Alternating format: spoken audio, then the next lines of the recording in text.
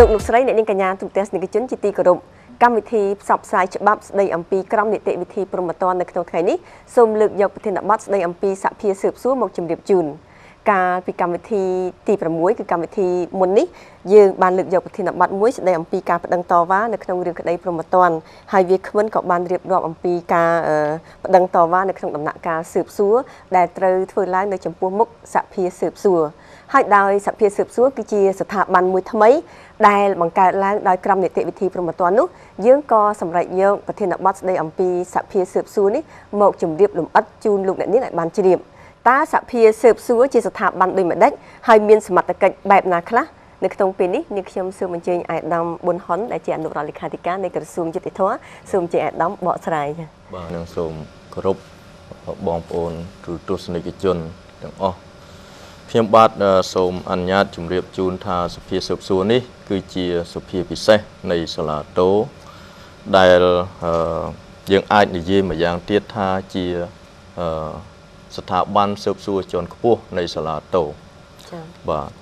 នៅក្នុងយុត្តាធិការស៊ើបសួរយើងពិនិត្យឃើញថាមានមន្ទីរស៊ើបសួរនៅតាមសាលាដំបងខេត្តក្រុង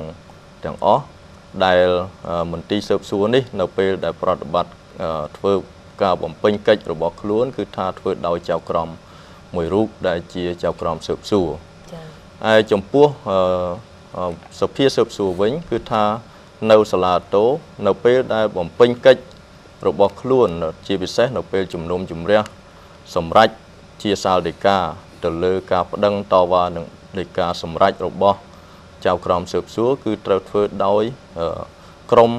សហសេវកដែលមានចៅក្រម3រូបបាទ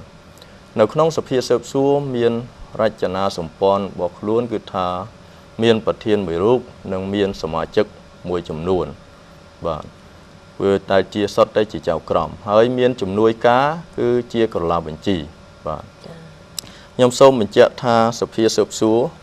បង្កើតឡើងនៅក្នុងគោលបំណងពិនិត្យនិយត្តភាពនៃនីតិវិធីស៊ើបសួររបស់ចៅក្រមស៊ើបសួរឬក៏យើងអាចនិយាយថានីតិវិធីស៊ើបសួររបស់មន្ទីរស៊ើបសួរនៃសាលាដំបងខេត្តក្រុងទាំងអស់ដើម្បីធ្វើយ៉ាងណាឲ្យត្រឹមត្រូវនៅការស៊ើបសួរនេះឲ្យត្រឹមត្រូវតាមនីតិវិធីដែលកំណត់នៅក្នុងក្រមនីតិវិធីព្រហ្មទណ្ឌបាទសភាស៊ើបសួរគឺថាមានសមត្ថកិច្ចច្រើនណាស់បើយើងពិនិត្យឃើញសមត្ថកិច្ចពិនិត្យនិយត្តភាពនៃការស៊ើបសួររបស់ចៅក្រមស៊ើបសួរបាទប៉ុន្តែក៏យើងពិនិត្យឃើញនៅក្នុងសភាស៊ើបសួរនេះមានចំណុចពិសេសមួយគឺមានអំណាចបកគលអំណាចទៅឲ្យប្រធានសភាស៊ើបសួរដែលជាអំណាចពិសេសមួយចំនួនដែលយើងខ្ញុំនឹងបញ្ជាក់ជូនលម្អិតនៅចំណុចខាងមុខនេះបាទជាតាមប្រសាសន៍របស់អាដាមប៊ុនហ៊ុនមិញយើងឃើញថារវាងសមត្ថកិច្ចរបស់សភាស៊ើបសួរនិងអំណាចរបស់ប្រធានសភាស៊ើបសួរគឺមានសមត្ថកិច្ចផ្សេងពីគ្នាដូច្នេះយើងខ្ញុំសូមជម្រាបអាដាមកើតរិទ្ធសូមអាដាមបកស្រាយលម្អិតថាតើសភាស៊ើបសួរនឹងមានសមត្ថកិច្ចយ៉ាងដូចម្តេចខ្លះទៅដោយអាដាមប៊ុនហ៊ុនបានបញ្ជាក់អញ្ចឹងថាសភាស៊ើបសួរនេះគឺជាស្ថាប័នថ្មីមួយដែលបង្កើតឡើងដោយក្រមនីតិវិធីព្រហ្មទណ្ឌហើយដែលសភានេះគឺមានសមត្ថកិច្ចពិនិត្យអំពីនិយត្តភាពទៅលើកិច្ចស៊ើបសួរទាំងអស់អញ្ចឹងនៅក្នុងក្របខ័ណ្ឌនៃសមត្ថកិច្ចរបស់សភាស៊ើបសួរដែលពិនិត្យអំពីនិយត្តភាពហ្នឹងយើងអាចធ្វើការបែងចែកនៅក្នុងនោះនៅអំណាចរបស់គាត់ជាផ្នែកចា៎នៅទីនេះយើងឃើញថាបើយើងយកកិច្ចស៊ើបសួរមកធ្វើការពិនិត្យយើងឃើញថាសភាស៊ើបសួរនៅពេលដែលពិនិត្យកិច្ចស៊ើបសួរនេះកិច្ចស៊ើបសួរយើងអាចប្របែកជាពីរបានកិច្ចដែលបំពេញដោយចៅក្រមស៊ើបសួរហ្នឹងវាលាយឡំចូលគ្នាទាំងអស់ប៉ុន្តែនៅក្នុងកិច្ចហ្នឹងយើងអាចប្របែកកិច្ចមួយផ្នែកនោះគឺជាកិច្ចដែលមានលក្ខណៈជាសេចក្តីសម្រេចចា៎ហើយថាកិច្ចផ្នែកយុត្តាធិការចា៎ឧទាហរណ៍ដូចជាចៅក្រមស៊ើបសួរចេញដីកាសម្រេចឲ្យឃុំខ្លួនបណ្ដោះអាសន្ននោះមិនមែនជាកិច្ចតាក់ទងការស្វែងរកផុសតាងទេប៉ុន្តែជាសេចក្តីសម្រេចមួយនៅក្នុងនីតិវិធីចា៎ឯកិច្ចមួយផ្នែកទៀតនោះគឺសំដៅដល់កិច្ចក្នុងការស្រាវជ្រាវដូចជាស្វែងរកផុសតាងស្ដាប់ចម្លើយសាកសីសួរចម្លើយជនត្រូវចោទជាដើមឬមួយក៏ធ្វើកសោវិច័យស្អីហ្នឹងទាំងអស់នោះវាគឺជាផ្នែកមួយនៃកិច្ចស្រាវជ្រាវស្វែងរកផុសតាងយើងបបែកកិច្ចជាពីរប៉ុន្តែខ្ញុំសូមអនុញ្ញាតបញ្ជាក់ជូនថានៅក្នុងក្របខ័ណ្ឌនៃការអនុវត្តសមត្ថកិច្ចនេះចៅក្រមស៊ើបសួរមិនត្រឹមតែពិនិត្យតែទៅលើកិច្ចស៊ើបសួរទេ ព្រោះថាពាក្យថាកិច្ចស៊ើបសួរគឺបានន័យថាគឺជាកិច្ចដែលបំពេញនៅក្នុងដំណាក់កាលស៊ើបសួរដែលជាទូទៅកិច្ចដែលបំពេញដោយចក្រមស៊ើបសួរប៉ុន្តែការពិនិត្យអំពីកិច្ចទាំងអស់នេះយើងឃើញថាសភាស៊ើបសួរហ្នឹងគាត់មានសមត្ថកិច្ចពន្លាតដែននៃការត្រួតពិនិត្យរបស់គាត់ហ្នឹងរហូតទៅដល់កិច្ចដទៃផ្សេងទៀតដែលជារួមយើងប្រើជារួមថាជាកិច្ចនីតិវិធីដែលក្នុងនោះរួមទាំងកិច្ចស៊ើបអង្កេតកិច្ចនៃការចោទប្រកាន់ក៏ចូលក្នុងហ្នឹងហើយកិច្ចស៊ើបសួរនេះឯងក៏ចូលក្នុងដែរអញ្ចឹងសមត្ថកិច្ចរបស់គាត់លាតសន្ធឹងនិយាយជារួមថាមុនពេលដែលរឿងនោះចូលទៅដល់ចៅក្រមជំនុំជម្រះនៅមុនពេលចូលដល់គឺសំដៅដល់កិច្ចដែលស្ថិតនៅក្រោមការត្រួតពិនិត្យរបស់សភាស៊ើបសួរទាំងមូលតាមរយៈក្របខ័ណ្ឌនេះយើងអាចចែកសមត្ថកិច្ចសិទ្ធិអំណាចរបស់សភាស៊ើបសួរនឹងជា4ផ្នែកធំៗនៅក្នុងក្របខ័ណ្ឌនៃសមត្ថកិច្ចរបស់គាត់នេះអំណាចទី1គឺអំណាចត្រួតពិនិត្យទៅលើកិច្ចស៊ើបសួរដែលមានលក្ខណៈជាសេចក្តីសម្រេចហើយជាទូទៅហ្នឹងនៅក្នុងក្រមនីតិវិធីព្រហ្មទណ្ឌដូចជាយើងបានពិភាក្សាគ្នាកន្លងមកកិច្ចស៊ើបសួរដែលមានលក្ខណៈជាសេចក្តីសម្រេចនេះតែងស្ដែងឡើងក្រោមរូបភាពជាដីកាហើយដីកានោះគេឈ្មោះថាដីកាសម្រេចហើយជាគោលការណ៍ដើម្បីអនុវត្តនៅសិទ្ធិអំណាចមួយនេះសភាស៊ើបសួរត្រូវបានគេប្តឹងគាត់មិនអាចពិនិត្យដោយខ្លួនឯងទេត្រូវមានអ្នកណាម្នាក់គាត់គេប្តឹងអញ្ចឹងយើងអាចចោទជាសំណួរតាក់ទងជាមួយនឹងលក្ខខណ្ឌនៃការអនុវត្តអំណាចហ្នឹងនៅក្នុងលក្ខខណ្ឌនៃការអនុវត្តអំណាចនេះយើងបានដឹងអំពីកម្មវិធីលើកមុនគឺនៅពេលដែលកម្មវិធីយើងលើកយកមកពិភាក្សាអំពីនីតិវិធីនៃការប្តឹងតវ៉ាចំពោះសេចក្តីសម្រេចផ្សេងៗនៅក្នុងដំណាក់កាលនៃការស៊ើបសួរអញ្ចឹងនៅក្នុងនោះយើងឃើញមាននីតិវិធីមួយដែលខ្ញុំចាំកាលនោះឯកឧត្តមភៅសុភីបានបញ្ជាក់គឺតាក់ទងជាមួយការប្តឹងអូតូការប្តឹងអូតូនោះគឺសំដៅដល់ការប្តឹងអូតូក្នុងក្របខ័ណ្ឌប្រឆាំងទៅនឹងដីកាសម្រេចរបស់ចៅក្រមស៊ើបសួរនេះឯងអញ្ចឹងនៅក្នុង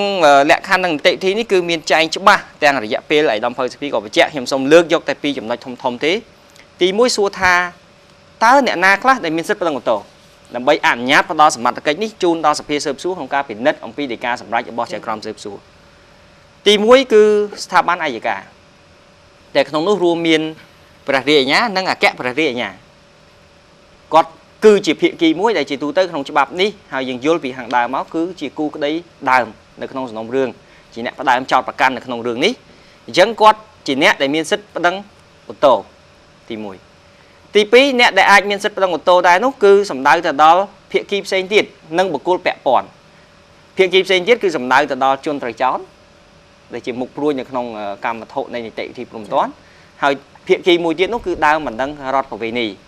ដែលជាទូទៅយើងហៅខាងក្រៅហៅថាជនរងគ្រោះនោះបាទប៉ុន្តែពេលខ្លះជនរងគ្រោះគាត់ទទួលមរណភាពអញ្ចឹងអត់មានជនរងគ្រោះទេគឺមានដើមបណ្ដឹងរដ្ឋប្រវេណីដែលតាំងខ្លួននៅក្នុងក្របខ័ណ្ឌជាភាគីមួយប៉ុន្តែច្បាប់នេះក៏អនុញ្ញាតឲ្យមានបុគ្គលផ្សេងទៀតដែរបុគ្គលពាក់ព័ន្ធផ្សេងទៀតដែរគឺសំដៅទៅដល់បុគ្គលដែលមានផលប្រយោជន៍នៅក្នុងរឿងនេះហើយដែលច្បាប់នេះអនុញ្ញាតឲ្យប្តឹងសូមអនុញ្ញាតបញ្ជាក់ជូនថាទាំងអស់នេះគឺជាពិសេសបុគ្គលពាក់ព័ន្ធហ្នឹងគឺមាននៅក្នុងចែងនៅក្នុងមាត្រា269ដែលតាក់ទងជាមួយនឹងបណ្ដឹងអូតូចំពោះដីកាបដិសេធមិនបុគ្គលវត្ថុដែលរឹបអូសទៅម្ចាស់ដើមវិញដែលជាទូទៅម្ចាស់ដើមនេះគាត់មិនមែនជាភាគីទេអញ្ចឹងគាត់គឺជាបុគ្គលដែលនៅក្រៅពីនីតិវិធីនេះប៉ុន្តែមានប្រយោជន៍ពាក់ព័ន្ធចា៎បាទអញ្ចឹងគេអាចប្តឹងបានហើយខ្ញុំសូមអនុញ្ញាតបញ្ជាក់ជូនផងដែរថាអ្នកដែលមានសិទ្ធិប្តឹងអូតូនេះគឺយើងបានបែងចែកគឺបែងចែកថាតើអ្នកណាខ្លះដែលអាចប្តឹងអូតូហើយប្តឹងទៅលើអ្វីខ្លះអញ្ចឹងវាទាមទារឲ្យពិនិត្យថាតើដីកាសម្រេចប្រភេទណាខ្លះដែលគេអាចប្តឹងអូតូនៅពេលដែលយើងសួរសំណួរនេះយើងត្រូវពិនិត្យអំពីអ្នកដែលមានសិទ្ធិប្តឹងសិនព្រោះមូលហេតុអីមូលហេតុដោយសារភាគីនីមួយមិនមានសិទ្ធិប្តឹងអូតូចំពោះគ្រប់ដីកាសម្រេចទេគឺត្រូវប្តឹងអូតូក្នុងក្របខ័ណ្ឌដែលច្បាប់ចែងអនុញ្ញាតឲ្យប្តឹងអញ្ចឹងឧទាហរណ៍ដូចជានៅក្នុងក្រមនីតិវិធីព្រហ្មទណ្ឌនេះហើយដោយឯកឧត្តមភៅសុភីបញ្ជាក់ជូនកាលពីកម្មវិធីលើកមុនយើងឃើញថាព្រះរាជអាជ្ញានិងអគ្គព្រះរាជអាជ្ញានោះអមសាឡាតូគឺគាត់មានសិទ្ធិប្តឹងអូតូបណ្ដឹងអូតូគាត់គឺជាបណ្ដឹងអូតូទូទៅបានន័យថាក្រមនេះចែងថាគាត់មានសិទ្ធិប្តឹងអូតូគ្រប់ចំពោះគ្រប់ដីកាសម្រេចរបស់ចៅក្រមស៊ើបសួរប៉ុន្តែផ្ទុយទៅវិញសម្រាប់ភាគីដទៃផ្សេងទៀតគឺគាត់អាចប្តឹងអូតូតែក្នុងក្របខ័ណ្ឌដែលកម្រិតក្នុងច្បាប់ទេអញ្ចឹង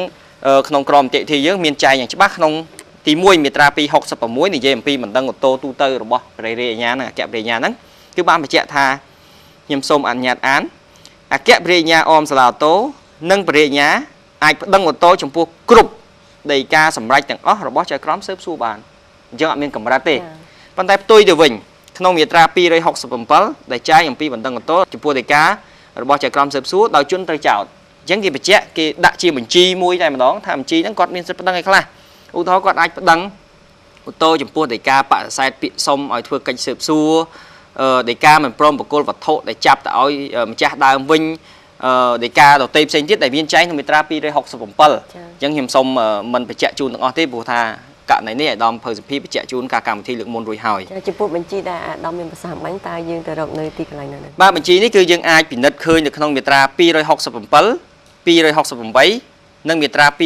269គឺតាក់ទងជាមួយសិទ្ធិដែលភាគីអាចធ្វើការប្តឹងតវ៉ានេះបាននេះគឺតាក់ទងជាមួយនឹងអំណាចរបស់សភាស៊ើបសួរក្នុងការត្រួតពិនិត្យទៅលើកិច្ចដែលមានលក្ខណៈជាសេចក្តីសម្រេចរបស់ចៅក្រមស៊ើបសួរទន្ទឹមនឹងដែរក៏ដូចអ្វីដែលអាដាមប៊ុនហ៊ុនបានបញ្ជាក់ពីខាងដើមដែលជាស្នូលតែម្ដងនៅក្នុងក្របខ័ណ្ឌនៃសភាស៊ើបសួរនេះសមត្ថកិច្ចរបស់គាត់គឺតាក់ទងការពិនិត្យនិយត្តភាពនៃកិច្ចនីតិវិធីមានន័យថាសភាស៊ើបសួរត្រូវពិនិត្យមើលថាតើការប្រព្រឹត្តទៅការបំពេញកិច្ចស៊ើបសួរឬកិច្ចនីតិវិធីផ្សេងៗហ្នឹងបំពេញតាមលក្ខខណ្ឌច្បាប់ដែលតម្រូវដែរឬទេនិយាយម្យ៉ាងទៀតថាតើកិច្ចនោះធ្វើត្រឹមត្រូវតាមច្បាប់ដែរឬទេត្រឹមត្រូវតាមក្រមនេះដែរឬទេបើសិនជាមានកិច្ចណាមួយមិនត្រឹមត្រូវសភាស៊ើបសួរអាចក្នុងករណីហ្នឹងគាត់ពិនិត្យលើនិយត្តភាពហើយក្នុងករណីរកឃើញកំហុសគាត់អាចសម្រេចធ្វើមោឃកម្មបានន័យថាទុកកិច្ចនោះ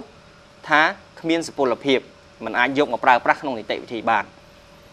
ប៉ុន្តែយើងអាចចោទជាសំណួរថាតើសភាស៊ើបសួរគាត់អាចប្រើប្រាស់អំណាចនេះក្នុងលក្ខខណ្ឌដូចម្ដេចនៅពេលណាបានពេលណាអាចធ្វើបានទី1ខ្ញុំសូមអនុញ្ញាតបញ្ជាក់ជូនថាជាគោលការណ៍នៅក្នុងក្រមនីតិវិធីព្រហ្មទណ្ឌនេះសភាស៊ើបសួរមិនអាចទទួលសំណុំរឿងយកមកពិនិត្យយកមកដោះស្រាយដោយខ្លួនឯងបានទេត្រូវមានអ្នកប្តឹងតើគាត់អនុវត្តអំណាចក្នុងការត្រួតពិនិត្យអំពីនិយត្តភាពនៃកិច្ចនីតិវិធីនេះនៅក្នុងក្របខ័ណ្ឌនៃការប្តឹងយ៉ាងដូចម្ដេចអញ្ចឹងយើងចែកបណ្ដឹងជាពីរបណ្ដឹងមួយគេហៅថាបណ្ដឹងសុំមោគភាពបានន័យថាគឺជាបណ្ដឹងដែលជាគោលហ្មងថាសុំមោគភាពកិច្ចនេះមួយថាកិច្ចនេះធ្វើអត់ត្រូវទេសុំមោគភាពបណ្ដឹងនេះអាចធ្វើឡើងដោយសប្តាហ៍មុនឯកឧត្តមភៅសុភីបញ្ជាក់អញ្ចឹងគឺដោយចៅក្រមស៊ើបសួរដោយព្រះរាជអាជ្ញាដោយជនត្រូវចោទនិងដោយដើមបណ្ដឹងរដ្ឋប្រវេណីអញ្ចឹងនៅពេលដែលគាត់ពិនិត្យឃើញថាកិច្ចហ្នឹងមានភាពមិនប្រក្រតីកិច្ចហ្នឹងអនុវត្តខុសជាមួយនឹងក្រមនីតិវិធីកិច្ចហ្នឹងធ្វើឲ្យប៉ះពាល់ទៅដល់សិទ្ធិការពារខ្លួនរបស់គាត់កិច្ចហ្នឹងអាចធ្វើទៅឲ្យប៉ះពាល់ទៅដល់អ្វីដែលច្បាប់ចែងថាបើសិនជាធ្វើខុសនឹងត្រូវមោគភាពអញ្ចឹងគាត់មានសិទ្ធិប្តឹងទៅសភាស៊ើបសួរហើយតែចំណុចនេះយើងអាចផ្ទៀងផ្ទាត់បាននៅក្នុងមាត្រា253នៃក្រមនីតិវិធីព្រហ្មទណ្ឌដែលបានចែងច្បាស់ថានៅក្នុងក្របខ័ណ្ឌដែលគាត់ឃើញថាលិខិតណាមួយនៃនីតិវិធីមានមោគភាពនេះគឺគាត់អាចប្តឹងទៅសភាស៊ើបសួរហើយខ្ញុំសូមអនុញ្ញាតបញ្ជាក់ជូនកន្លែងនេះបន្តិចថាមិនត្រឹមតែគេពិនិត្យឃើញលិខិតឬកិច្ចស៊ើបសួរទេនិយាយជារួមគឺកិច្ចនីតិវិធីទាំងអស់ភាគីដែលពិនិត្យឃើញថាមានបញ្ហាមានកំហុសនីតិវិធីគាត់អាចលើកករណីនេះប្តឹងទៅសភាស៊ើបសួរបានចា៎បាទអញ្ចឹងសំដៅទៅដល់កិច្ចអីខ្លះគឺកិច្ចស៊ើបអង្កេតកិច្ចស៊ើបសួរបានតែកិច្ចនៅក្នុងដំណាក់កាលស៊ើបអង្កេតកិច្ចដែលបំពេញក្នុងដំណាក់កាលស៊ើបសួរក៏រួមបញ្ចូលទាំងកិច្ចនៃការចោទប្រកាន់ផងដែរឧទាហរណ៍គេអាចប្តឹងប្រឆាំងជាមួយនឹងដីកាសន្និដ្ឋានបញ្ជូនរឿងស៊ើបសួរដែលជាកិច្ចចោទប្រកាន់មួយបាទទី2គាត់អាចទទួលដើម្បីពិនិត្យអំពីនិយត្តភាពនេះបានប៉ុន្តែមិនមែននៅក្នុងក្របខ័ណ្ឌនៃបណ្ដឹងសុំមោគភាពទេប៉ុន្តែបណ្ដឹងដទៃផ្សេងទៀតដែលអនុញ្ញាតឲ្យសភាស៊ើបសួរមានសមត្ថកិច្ចយកសំណុំរឿងនីតិវិធីមកពិនិត្យគឺបានន័យថាឧទាហរណ៍គេប្តឹងអំពីរឿងពាក់ព័ន្ធជាមួយនឹងដីកាសម្រាប់ឃុំខ្លួនបណ្ដោះអាសន្នអញ្ចឹងគាត់ទទួលសំណុំរឿងមកពិនិត្យដល់ពេលគាត់ពិនិត្យទៅគាត់ឃើញមានកំហុសនីតិវិធីដែលត្រូវធ្វើមោឃកម្មក្នុងករណីហ្នឹងក្របខ័ណ្ឌហ្នឹងក៏គាត់អាចពិនិត្យបានដែរករណីនេះយើងអាចផ្ទៀងផ្ទាត់នៅក្នុងមាត្រា261ចែងថានៅរាល់ពេលដែលបានទទួលបណ្ដឹងស្អីក៏ដោយនៅពេលរាល់ពេលដែលទទួលបានបណ្ដឹង សភាស៊ើបសួរពិនិត្យមើលនិយត្តភាពនៃនីតិវិធីនិងការប្រព្រឹត្តទៅដ៏ល្អនៃនីតិវិធីកាលណាពិនិត្យឃើញមូលហេតុនៃមោគភាពសភាស៊ើបសួរអាចចាត់ទុកជាមោខៈដោយឯកឯងនៅនីតិវិធីទាំងមូលឬផ្នែកណាមួយសភាស៊ើបសួរត្រូវធ្វើដោយដែលមានចែងក្នុងមាត្រា280អានុភាពនៃមោគកម្មនៃក្រមនេះហើយដែលខ្ញុំនឹងបញ្ជាក់ជូនអំពីចំណុចនេះនេះគឺក្របខ័ណ្ឌដែលថាសភាស៊ើបសួរអាចមានសមត្ថកិច្ចក្នុងការពិនិត្យអំពីនិយត្តភាពប៉ុន្តែយើងពិនិត្យលក្ខខណ្ឌមួយទៀតគឺតាក់ទងជាមួយដំណាក់កាលនីតិវិធីណាខ្លះនៅក្នុងដំណាក់កាលណាដែលគេអាចស្នើសុំមោគភាពចំណុចនេះម្សិលកាលពីកម្មវិធីលើកមុនខ្ញុំបានបញ្ជាក់ជូនអំពីការលុបលាងមោគភាពនៃនីតិវិធីតាមរយៈមាត្រា256បាទដែលក្នុងនោះគឺបញ្ជាក់ថាការស្នើសុំមោគភាពនៃកិច្ចនីតិវិធីណាមួយត្រូវធ្វើឲ្យបានមុនការបិទការស៊ើបសួរដែលចូលជាស្ថាពរនិយាយម្យ៉ាងទៀតមានន័យថាมันអាចសុំមោគភាពនៃកិច្ចស៊ើបអង្កេតมันអាចសុំមោគភាពនៃកិច្ចចោទប្រកាន់มันអាចសុំមោគភាពនៃកិច្ចស៊ើបសួរបានទេនៅមុខសមត្ថកិច្ចនៃតុលាការជំនុំជម្រះអញ្ចឹងកាលណាឆ្លងចូលដល់ដំណាក់កាលជំនុំជម្រះហើយគេលែងអាចសុំមោគភាពបានទៀតហើយនេះគឺជានីតិវិធីដើម្បីបន្សុទ្ធសុពលភាពនៃនីតិវិធីទាំងស្រុងអញ្ចឹងបានគេប្រើពាក្យថាលុបលាងមោគភាពនៃនីតិវិធីនេះគឺតាក់ទងលក្ខខណ្ឌនៅក្នុងដំណាក់កាលមួយវិញទៀតយើងអាចពិនិត្យអំពីសួរថាតើកិច្ចណាខ្លះដែលគាត់អាចស្នើសុំមោគភាពកិច្ចនេះខ្ញុំមិញបានបញ្ជាក់តាមរយៈមាត្រា253ដែលមាត្រា253ថាគាត់អាចស្នើសុំនៅគ្រប់កិច្ចទាំងអស់នៃនីតិវិធីហ្នឹងគឺអាចស្នើសុំដើម្បីឲ្យសភាស៊ើបសួរពិនិត្យលើនិយត្តភាពហើយអាចបើរកឃើញកំហុសប្រកាសអំពីមោគភាពប៉ុន្តែនៅក្នុងក្រមនេះក៏បានដាក់កម្រិតអំពីលក្ខខណ្ឌដែរมันអាចស្នើសុំគ្រប់កិច្ចទេព្រោះក្នុងកិច្ចនៃនីតិវិធីហ្នឹងវាមានកិច្ចខ្លះដែលមានលក្ខណៈជាសេចក្តីសម្រេចចា៎ដែលខ្ញុំបានប្រើមិញគឺកិច្ចយុត្តាធិការរបស់ចៅក្រមស៊ើបសួរអញ្ចឹងក្រមនេះបានចងចែងបញ្ជាក់ជូនចងនៅក្នុងមាត្រាផ្សេងដែលបានកំណត់ថាភាគីអាចប្តឹងសុំនិយត្តភាពសុំពិនិត្យអំពីនិយត្តភាពសុំមោគភាពហ្នឹងបានតែចំពោះកិច្ចដែលមិនមែនជាកិច្ចដែលគេអាចប្តឹងបន្តបានអញ្ចឹងមានន័យថាម៉េចឧទាហរណ៍ថាគាត់មិនអាចប្តឹងសុំមោគភាពដីកាសម្រេចឲ្យឃុំខ្លួនបណ្ដោះអាសន្នបានទេដោយសារវាគឺជាដីកាសម្រេចហើយដែលជាទូទៅភាគីប្តឹងតវ៉ាតាមផ្លូវមួយទៀតគឺផ្លូវអូតូមិនមែនផ្លូវប្តឹងសុំមោគភាពនៃដីកាសម្រេចឲ្យឃុំខ្លួនបណ្ដោះអាសន្នទេអញ្ចឹងក្រមនេះចែងចងហើយយើងអាចទៀងទាត់បានចំពោះករណីនេះក្នុងមាត្រា253ក៏ដូចជាមាត្រា279ហើយមាត្រា253គឺក្នុងកថាខណ្ឌចុងក្រោយដែលកថាខណ្ឌនេះចែងថាដីកាដែលអាចត្រូវប្តឹងបន្តបានមិនអាចធ្វើជាកម្មវត្ថុនៃបណ្ដឹងសុំមោគភាពបានឡើយបាទមួយទៀតយើងអាចពិនិត្យថាតើសភាស៊ើបសួរត្រូវប្រកាសមោគភាពគ្រប់កិច្ចដែលគេប្តឹងក្រៅពីដីកាសម្រេចហ្នឹងនៅពេលរកឃើញកំហុសដែរឬទេក្នុងក្រមនេះបានបញ្ជាក់អំពីដីកាឬកិច្ចដែលអាចសុំមោគភាពនឹងបានហើយតើកិច្ចណាខ្លះដែលវាប៉ះពាល់ធ្ងន់ធ្ងរហើយដែលក្រមនេះតម្រូវថាត្រូវតែធ្វើនោះហើយមិនធ្វើគឺអាចនាំដល់មោគភាពប៉ុន្តែកិច្ចផ្សេងទៀតនោះគឺក្រមនេះមិនតម្រូវថាត្រូវធ្វើតាមទម្រង់ទាំងស្រុងទេប៉ុន្តែវាមានភាពមិនប្រក្រតីអញ្ចឹងយើងអាចសួរថាតើកិច្ចដែលមិនប្រក្រតីណាខ្លះដែលសភាស៊ើបសួរអាចសម្រេចមោគភាពបានសូមអនុញ្ញាតបញ្ជាក់ជូនថាយើងបំបែកចេញជាពីរផ្នែកផ្នែកទី1គឺកិច្ចដែលត្រូវតែធ្វើ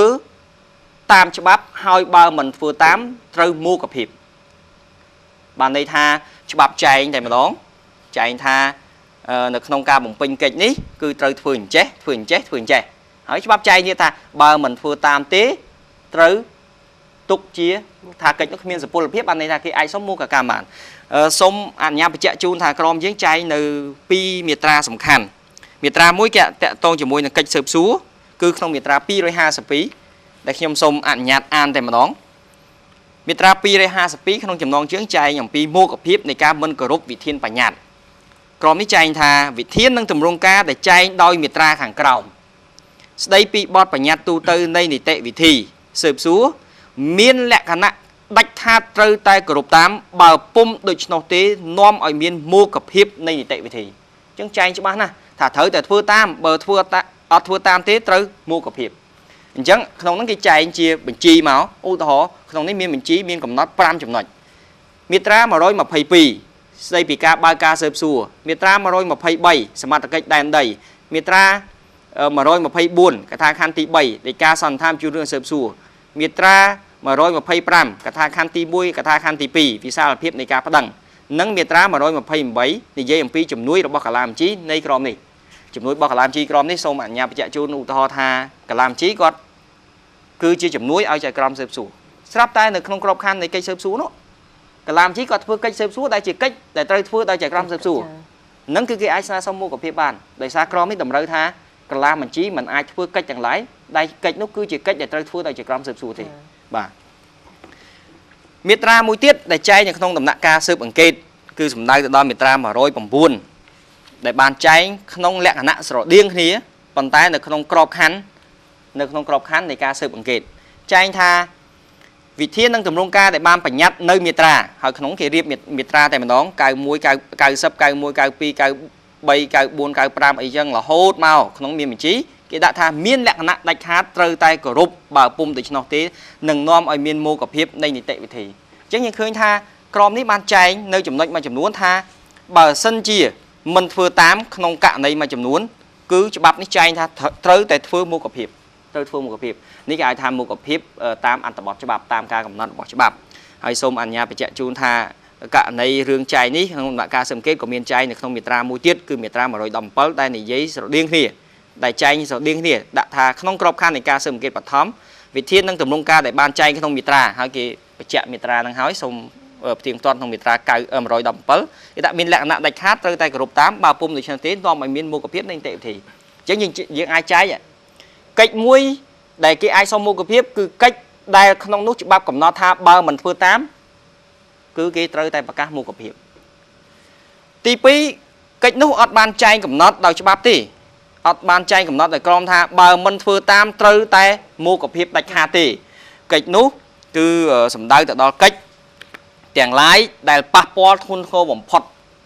គឺសំដៅនិយាយពីចំថាសុំមោគភាពដោយសារការប៉ះពាល់ធ្ងន់ធ្ងរទៅដល់សិទ្ធិការពារខ្លួនអញ្ចឹងខ្ញុំសូមរំលេចស្មារតីនេះនៅក្នុងមាត្រា252ដើម្បីបញ្ជាក់ជូនហើយសូមអនុញ្ញាតអាននិងធ្វើការបកស្រាយមាត្រា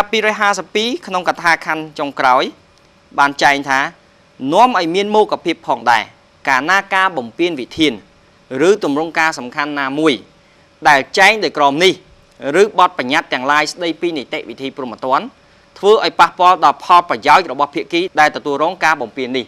អញ្ចឹងគេបានកំណត់ទៀតថាតើវិធានការម៉េចដែលហៅថាវិធានឬទម្រង់ការដែលមានលក្ខណៈសំខាន់នោះគឺសំដៅថាគឺជាវិធានឬទម្រង់ការដែលមានបំណងធានាការពារការគោរពសិទ្ធិការពារខ្លួនអញ្ចឹងមានបទបញ្ញត្តិមួយចំនួនច្បាប់អត់ចែងថាបើមិនបំពេញធ្វើតាមទម្រង់ការទេត្រូវមោគភាពទេប៉ុន្តែផ្ទុយវិញការបំពេញនោះធ្វើឲ្យប៉ះពាល់ទៅដល់ប្រយោជន៍ប៉ះពាល់ទៅដល់សិទ្ធិការពារខ្លួនរបស់ភាគីអញ្ចឹងគេថាអាចសុំបានខ្ញុំសូមលើកឧទាហរណ៍ដូចជាការស្ដាប់ចម្លើយសាក្សីជាទូទៅចៅក្រមស៊ើបសួរអាចស្ដាប់ចម្លើយសាក្សីបានប៉ុន្តែក្រមនេះចែងថាម៉េចចែងថាបើសាក្សីនោះមានតម្រុយពិរុទ្ធភាពបញ្ជាក់ថាគាត់បានចូលរួមប្រព្រឹត្តបទល្មើសចៅក្រមមិនអាចស្ដាប់ចម្លើយក្នុងនាមជាសាក្សីបានទេគាត់ត្រូវដាក់ជននោះឲ្យស្ថិតនៅក្រោមការពិនិត្យនៅក្នុងដំណាក់កាលស៊ើបសួរនេះដើម្បីបំលែងជននោះពីសាក្សីទៅជាជនត្រូវចោទដើម្បីគាត់អាចប្រើប្រាស់នៅសិទ្ធិការពារខ្លួនក្នុងនាមជាភាគីអញ្ចឹងសាក្សីមិនមែនជាភាគីទេអញ្ចឹងសាក្សីជាទូទៅគាត់អត់មានត្រូវរកមេធាវីដើម្បីជួយទេអញ្ចឹងក្នុងករណីនេះបើសិនជាចៅក្រមគាត់ចង់ស្ដាប់ចម្លើយសាក្សីប្រភេទហ្នឹងដែលមានតម្រុយវិរុទ្ធភាពអញ្ចឹងគាត់ត្រូវបំលែងលក្ខន្តិកៈគាត់ពីសាក្សីទៅជនត្រូវចោទតាមរយៈការសម្រេចដាក់ឲ្យស្ថិតនៅក្រោមការពិនិត្យដែលយើងបានបកស្រាយការពីកម្មវិធីលើកមុននៅមានឧទាហរណ៍ដទៃច្រើនផ្សេងទៀតដែលខ្ញុំសូមអនុញ្ញាតមិនបញ្ជាក់ជូនលម្អិតអំពីករណីនេះដើម្បីឆេតឱកាសនិយាយអំពីលក្ខខណ្ឌមួយទៀតគឺតាក់ទងជាមួយនឹងការបណ្ដឹងសុំតែម្ដងជាគោលការណ៍ដើម្បីអាចឲ្យចៅក្រម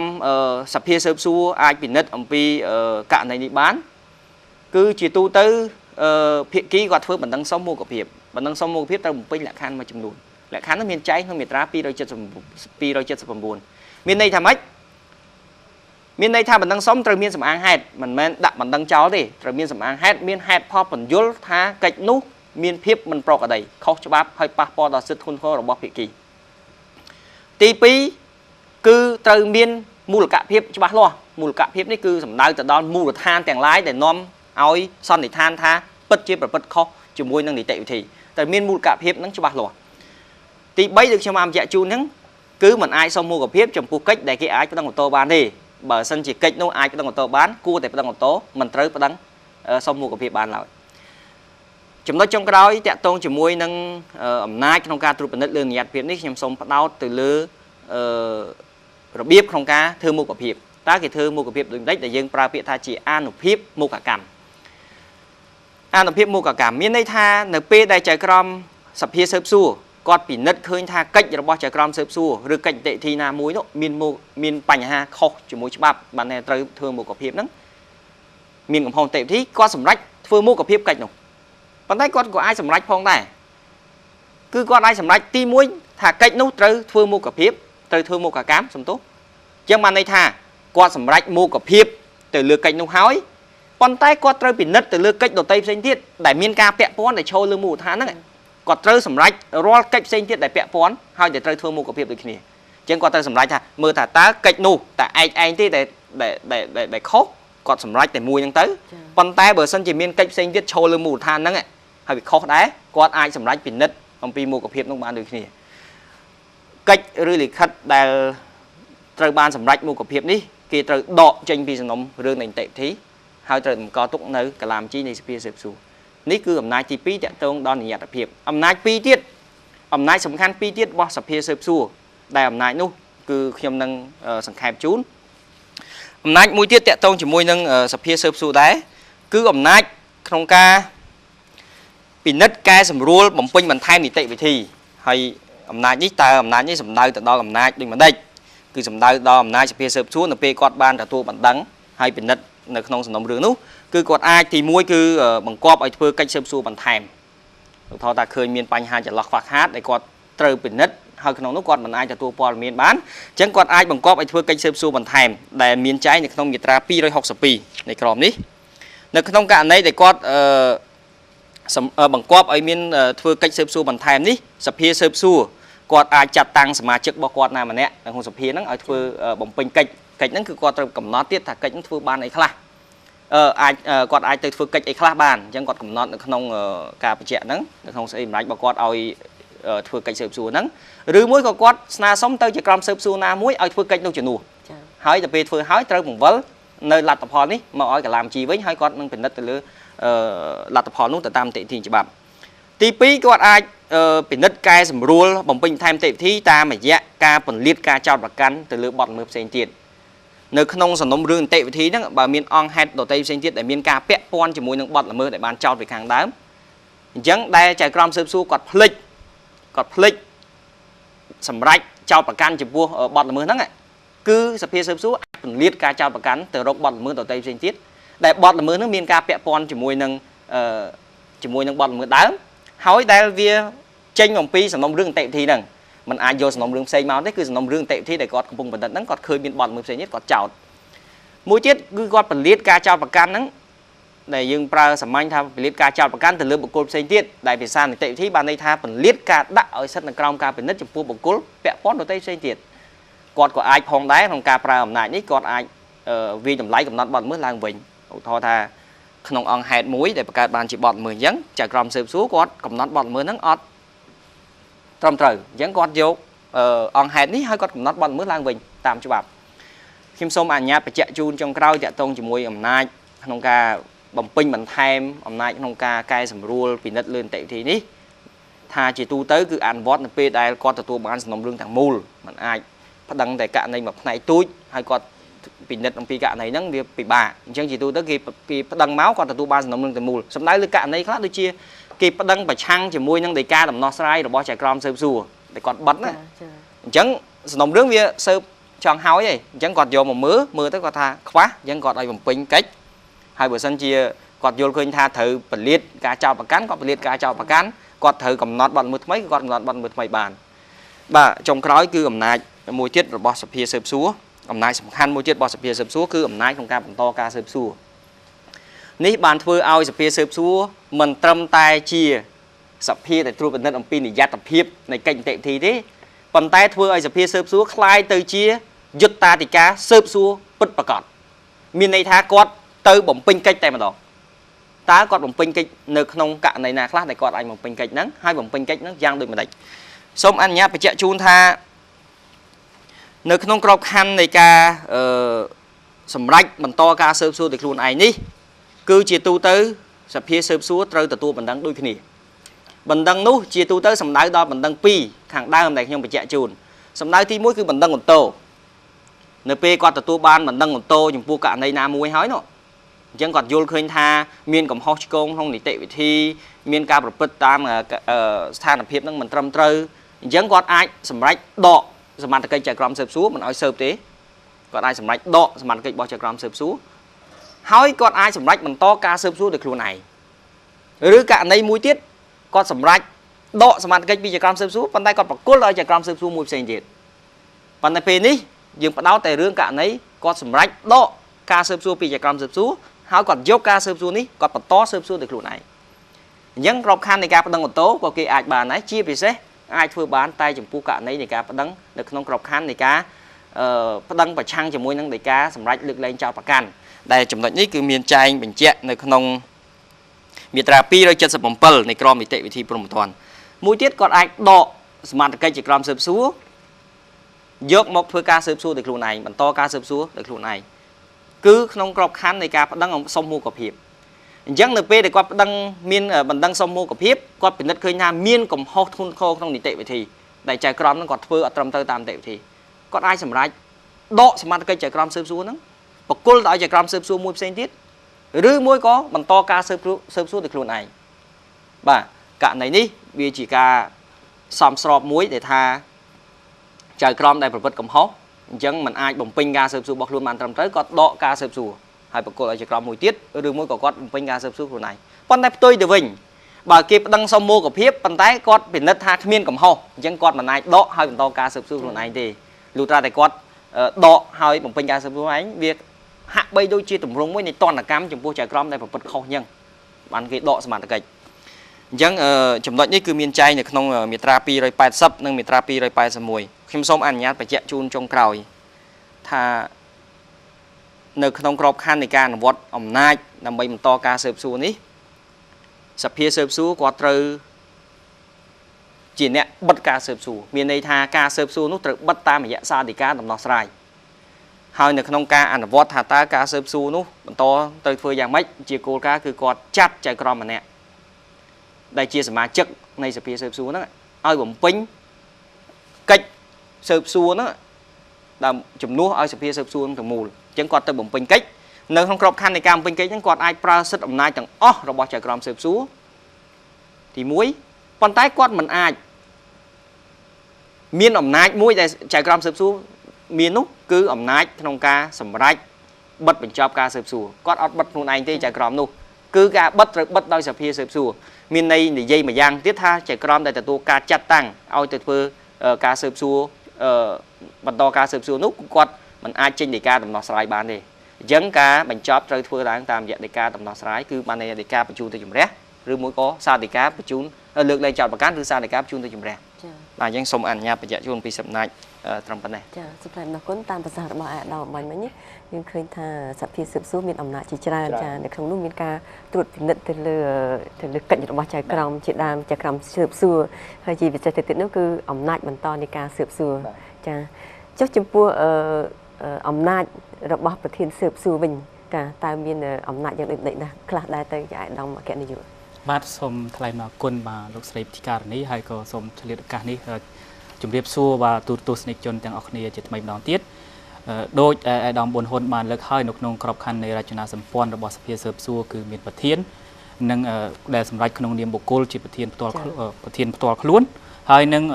សភាស៊ើបសួរដែលសម្រាប់ក្នុងនាមជាអង្គការគេហៅថាអង្គការសហសេវកតារួមគ្នាដូច្នេះក្នុងក្របខ័ណ្ឌនៃការសម្រេចជាក្នុងនាមសភាស៊ើបសួរតែម្ដងសមត្ថកិច្ចអាដាមការរដ្ឋបានបញ្ជាក់ហើយដូច្នេះខ្ញុំសូមបញ្ជាក់ជូនពីអំណាចដែលផ្ទាល់របស់ប្រធានស៊ើបសួរផ្ទាល់តែម្ដងដូច្នេះនៅក្នុងក្របខ័ណ្ឌជាបុគ្គលដែលជាប្រធានសភាស៊ើបសួរនេះមាត្រាមួយចំនួននៃក្រមនីតិវិធីព្រហ្មទណ្ឌនេះបានផ្ដល់នូវអំណាចពិសេស ត្រួតពិនិត្យមួយចំនួនដល់ប្រធានសភាស៊ើបសួរគឺតាក់ទងនៅមាត្រា283ដល់មាត្រា286ហើយអំណាចនេះជាអំណាចផ្ទាល់ហើយនឹងមានលក្ខណៈជាអំណាចត្រួតពិនិត្យជាផ្នែករដ្ឋបាលទៅលើកិច្ចរបស់ចក្រមស៊ើបសួរហើយការត្រួតពិនិត្យនេះដោយប្រធានសភាស៊ើបសួរនោះគឺមានគោលបំណងធានារ៉ាប់រងការប្រព្រឹត្តទៅល្អរបស់មន្ទីរស៊ើបសួរហើយក៏ដើម្បីជៀសវាងនៅការយឺតយ៉ាវនៃការអូសបន្លាយពេលវេលានៃនីតិវិធីដោយពុំសមហេតុផលហើយនៅក្នុងគោលដៅនេះច្បាប់បានកំណត់ថាដើម្បីធានានៅដំណើរការល្អមន្ទីរស៊ើបសួរជៀសវាងការយឺតយ៉ាវនីតិវិធីនេះប្រធានសភាស៊ើបសួរផ្ទាល់ខ្លួនហ្នឹងគាត់មានសិទ្ធិផ្ទៀងផ្ទាត់ទៅលើគេហៅថាលក្ខខណ្ឌនៃការឃុំខ្លួនបណ្ដោះអាសន្នដីកាផ្សេងរបស់តុលាការក៏ដូចជាដីកាចាត់ឲ្យសួរជំនួសដីកានៃតាក់ទងនឹងការធ្វើកសលវិច័យហើយខ្ញុំតទៅនេះខ្ញុំបាទសូមបញ្ជាក់ពីការត្រួតពិនិត្យផ្នែករដ្ឋបាលរបស់ប្រធានសភាស៊ើបសួរនេះធ្វើឡើងតាមរយៈមធ្យោបាយ3យ៉ាងបាទទី1គឺតាមរយៈការត្រួតពិនិត្យទៅលើតារាងរាយឈ្មោះរឿងទាំងអស់នៃរបស់ចក្រមស៊ើបសួរនីមួយបានន័យថាចក្រមស៊ើបសួរគ្រប់រូបរៀងរាល់ដំណាច់ត្រីមាសត្រូវតែធ្វើតារាងរាយឈ្មោះរឿងទាំងអស់ហើយដែលបានបញ្ជាក់មាននីតិបញ្ជាក់អំពីកិច្ចចុងក្រោយដែលបានបំពេញចំពោះសំណុំរឿងនីមួយជូនមក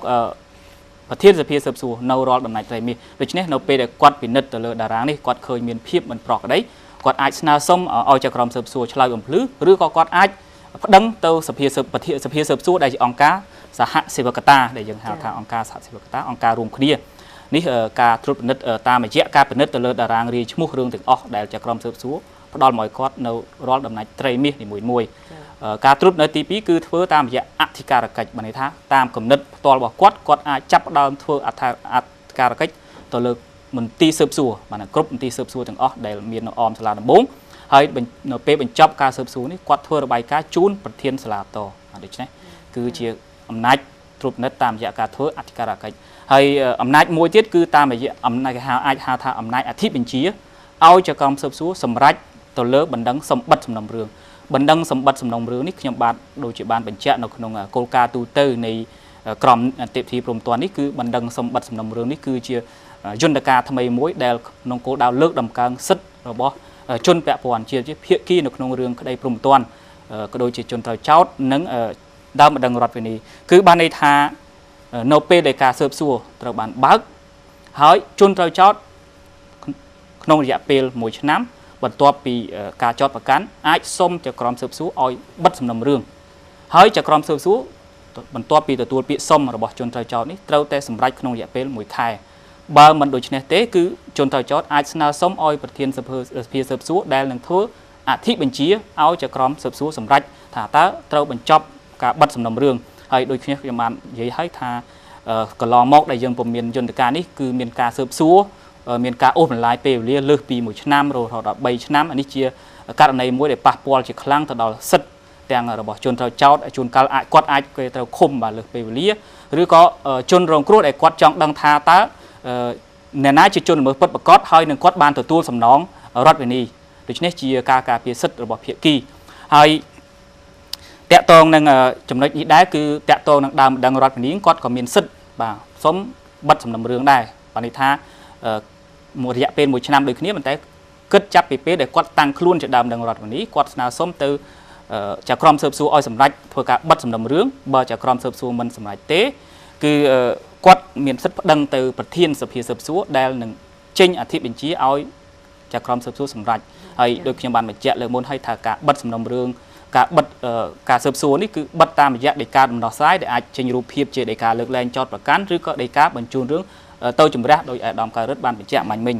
បាទនេះជាសិទ្ធិមួយថ្មីលើកដំកើងសិទ្ធិរបស់ភាគីហើយចំណុច